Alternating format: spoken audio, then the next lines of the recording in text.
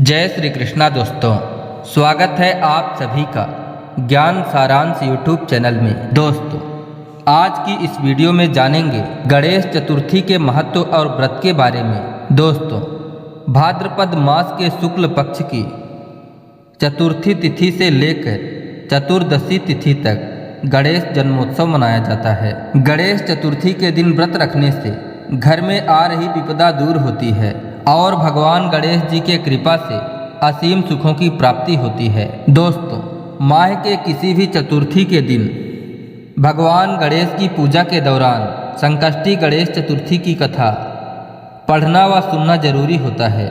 गणेश चतुर्थी से संबंधित 3 कथाएं प्रचलित हैं, जिन्हें हम लोग बारी बारी से सुनेंगे।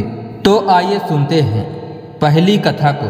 पौराणिक कथाओं के अनुसार एक बार देवता अनेकों विपदाओं में घिरे थे। तब सभी देवता मदद मांगने के लिए भगवान शिव के पास आए। उस समय भगवान शिव जी के साथ उनके पुत्र कार्तिकेय और गणेश जी भी बैठे थे। देवताओं की बात सुनकर भगवान शिव ने कार्तिकेय और गणेश जी से पूछे कि तुम दोनों में से कौन देवताओं के ऊपर आए संकट को दूर कर सकता है। तब कार्तिकेय तथा गणेश जी दोनों ने ही इस कार्य के लिए अपने आप को सक्षम बताया। तब भगवान शिव ने कार्तिकेय और गणेश दोनों की परीक्षा लेते हुए बोले कि तुम दोनों में से जो सबसे पहले संपूर्ण पृथ्वी की परिक्रमा करके आएगा वही देवताओं के मदद के लिए जाएगा। भगवान शिव जी के इतना कहते ही कार्तिकेय अपने वाहन मोर पर बैठकर पृथ्वी की परिक्रमा करने चले गए। परंतु गणेश जी इस चिंता में पड़ गए कि यदि वह चूहे के ऊपर बैठकर पूरे पृथ्वी की परिक्रमा करेंगे तो इसके लिए बहुत ज़्यादा समय लग जाएगा। उसी समय गणेश जी के मन में एक उपाय सूझा। वह तुरंत उठे और अपने माता पिता की साथ परिक्रमा करके वापस बैठ गए। जब कार्तिकेय परिक्रमा करके वापस आए तो वह अपने आप को विजेता बताने लगे। तब भगवान शिव ने गणेश जी से पृथ्वी का परिक्रमा न करने का कारण पूछे तो गणेश जी बोले, माता पिता के चरणों में ही समस्त लोक है। यह सुनकर भगवान शिव जी ने गणेश जी को देवताओं के संकट दूर करने की आज्ञा दिए। इस प्रकार भगवान शिव जी ने गणेश जी को आशीर्वाद दिए कि चतुर्थी के दिन जो तुम्हारा पूजन करेगा और रात्रि में चंद्रमा को अर्घ्य देगा उसके सभी प्रकार के दुख दूर होंगे तथा उसे जीवन में सभी भौतिक सुखों की प्राप्ति होगी। दोस्तों, ये थी गणेश चतुर्थी की पहली कथा। अब आइए सुनते हैं गणेश चतुर्थी की दूसरी कथा को। दोस्तों, एक समय की बात है। राजा हरिश्चंद्र के राज्य में एक कुम्हार था जो मिट्टी के बर्तन बनाता और जब पकाता तो वह कच्चे रह जाते थे। तब एक पुजारी की सलाह पर उसने इस समस्या को दूर करने के लिए एक छोटे बच्चे को मिट्टी के बर्तनों के साथ भट्ठे में डाल दिया। उस दिन गणेश चतुर्थी का दिन था। जिस बच्चे को कुम्हार ने भट्ठे में डाल दिया था उसकी माँ अपने बच्चे को ना पाकर बहुत परेशान थी।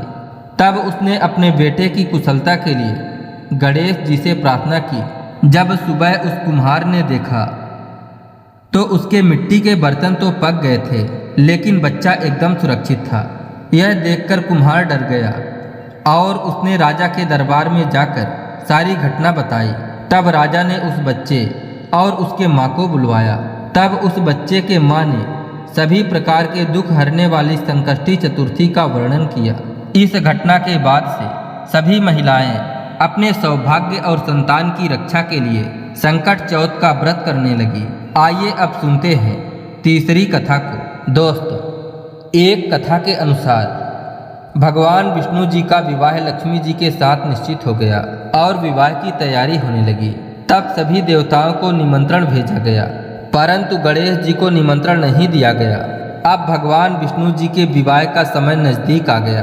सभी देवता अपनी पत्नियों के साथ विवाह समारोह में शामिल हुए तो सभी लोगों ने देखा कि भगवान गणेश जी कहीं दिखाई नहीं दे रहे हैं। तो सभी लोग आपस में चर्चा करने लगे, क्या गणेश जी को नहीं बुलाया गया है या फिर गणेश जी अपने इच्छानुसार नहीं आए हैं। सभी को इस बात पर आश्चर्य होने लगा। तब सभी देवताओं ने विचार किया कि भगवान विष्णु जी से ही इसका कारण पूछा जाए। जब सभी देवताओं ने मिलकर भगवान विष्णु से पूछे तो उन्होंने कहा, हमने गणेश जी के पिता भगवान शिव को निमंत्रण दिया था।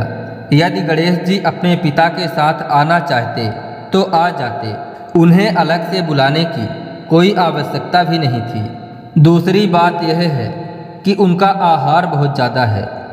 यदि गणेश जी नहीं आएंगे तो कोई बात नहीं, दूसरे के घर इतना खाना पीना अच्छा भी नहीं लगता।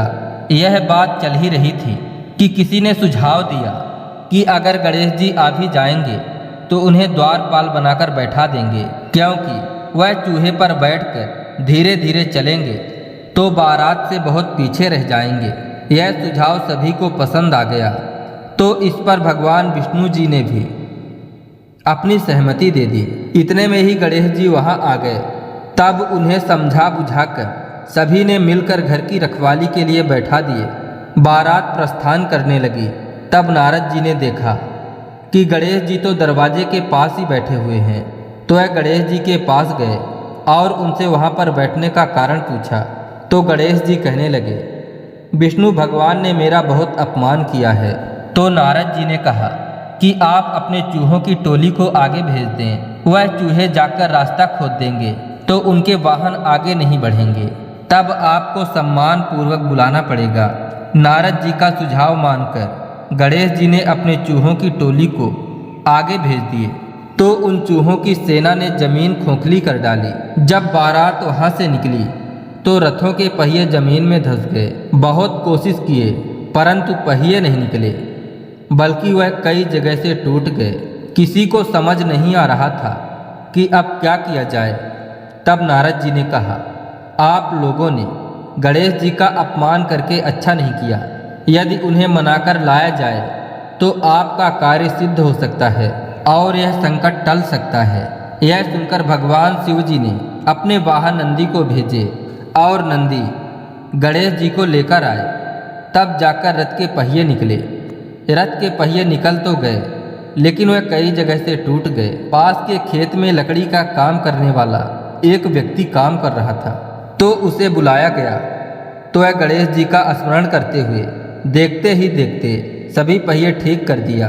तब वह व्यक्ति कहने लगा, हे देवताओं, आपने सर्वप्रथम गणेश जी को नहीं मनाया होगा, इसीलिए तो आपके साथ यह संकट आया है।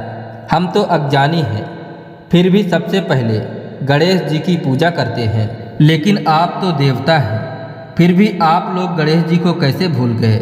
अब आप लोग गणेश भगवान की जय बोलकर आगे बढ़िए। तो सभी ने वैसा किया और विष्णु जी का विवाह लक्ष्मी जी से संपन्न होने के बाद सभी लोग वापस आ गए। अगर वीडियो में बताई गई जानकारी आपको पसंद आई हो तो वीडियो को एक लाइक ज़रूर कर दें और यदि चैनल को अभी तक आपने सब्सक्राइब नहीं किए हो तो सब्सक्राइब भी ज़रूर कर लीजिएगा ताकि सभी व्रत और त्यौहार की जानकारी आपको प्राप्त हो सके। मिलते हैं अगले वीडियो में एक नई जानकारी के साथ। तब तक के लिए जय श्री कृष्णा, राधे राधे।